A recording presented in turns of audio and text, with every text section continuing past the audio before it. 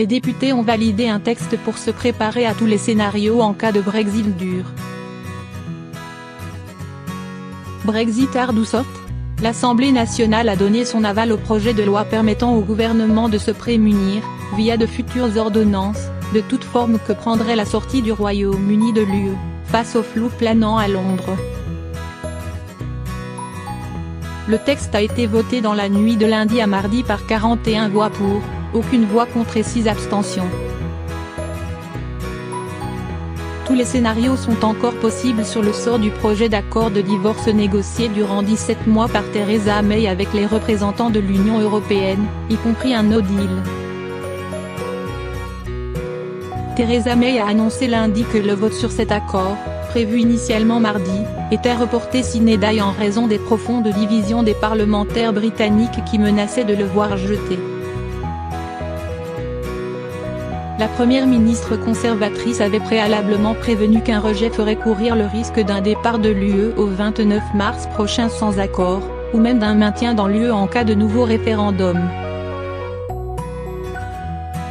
Au Palais Bourbon, la ministre des Affaires européennes, Nathalie Loiseau, a souligné la nécessité de nous préparer au Brexit dans un climat d'incertitude.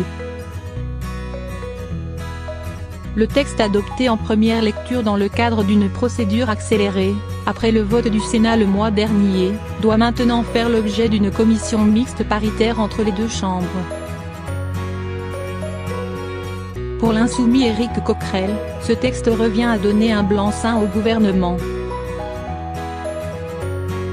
Encore une fois, on bafoue les droits des parlementaires au profit de l'exécutif qui va procéder par ordonnance, estime de son côté Emmanuel Ménard, AP.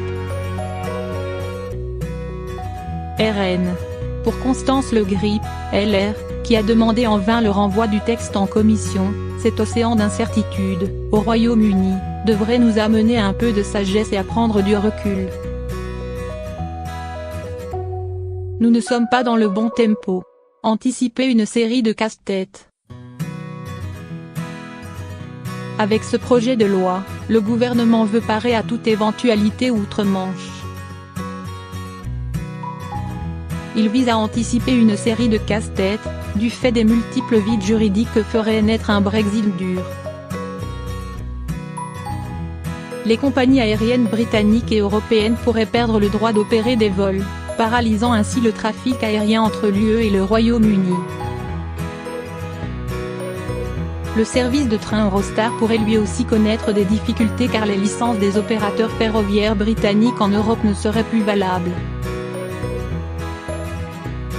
Lire aussi, Royaume-Uni, le scénario noir d'un Brexit sans accord. La question des Français résidant au Royaume-Uni qui reviendraient vivre dans l'Hexagone, est aussi un sujet.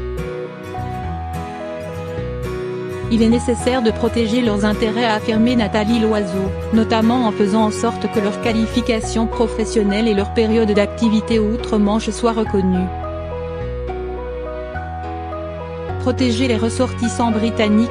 Parmi les autres mesures adoptées, le maintien des agents britanniques de la fonction publique française dans les conditions de statut et d'emploi qui sont les leurs, sans que puisse leur être opposé, du jour au lendemain, l'absence de détention de la nationalité française.